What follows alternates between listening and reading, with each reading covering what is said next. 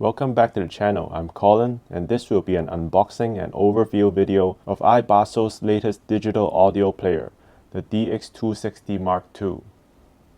The Mark II is a refresh of the existing DX260 with an updated processor and internal memory. Let's unbox it and we'll see if there are any other differences.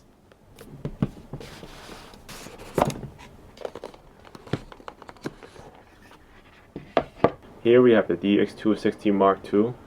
This one is in silver with a blue backplate.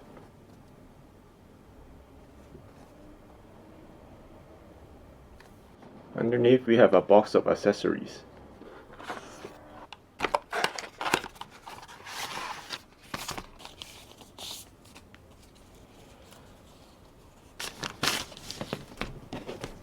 Okay, here's everything that's included.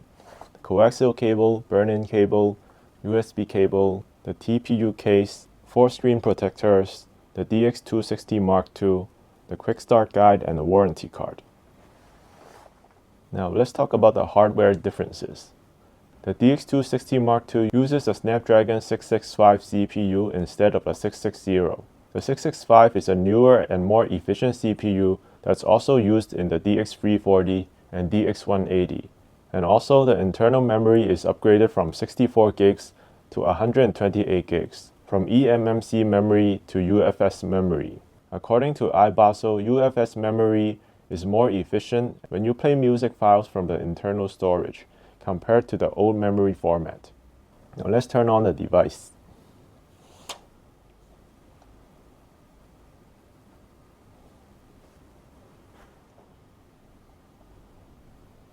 Now what's also different from the DX260 is that it was updated from Android 11 to Android 13, which should make it more future-proof for streaming apps.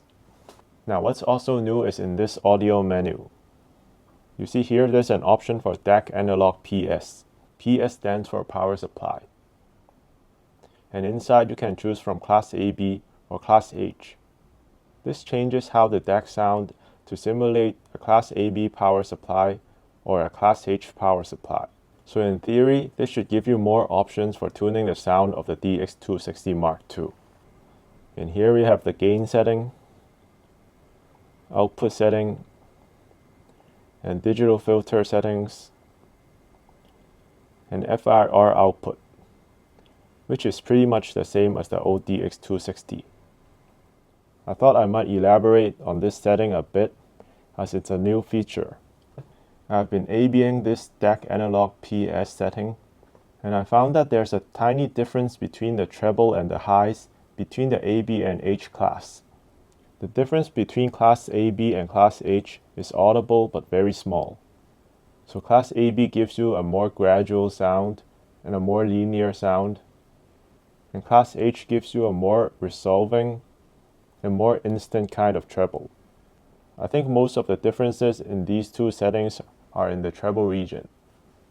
According to iBasso, they have also improved upon the tuning of the DX260.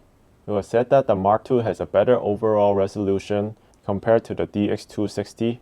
The Mark II has better treble extension and should sound slightly brighter and more detailed than the DX260.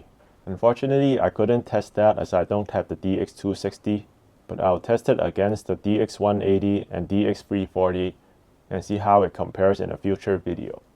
So here you can compare the size of the DX180, DX260, and DX340. I've also listed the weight of each player on the screen. As you can see, the DX180 and DX260 is actually very similar in size and weight.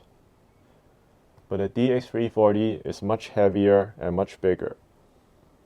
In my opinion, the DX260 Mark II fills the gap for a DX180 upgrade. Before the Mark II was released, it wasn't quite reasonable to upgrade from the 180 to the 260, because the 180 was the newer device with a more updated operating system and processor.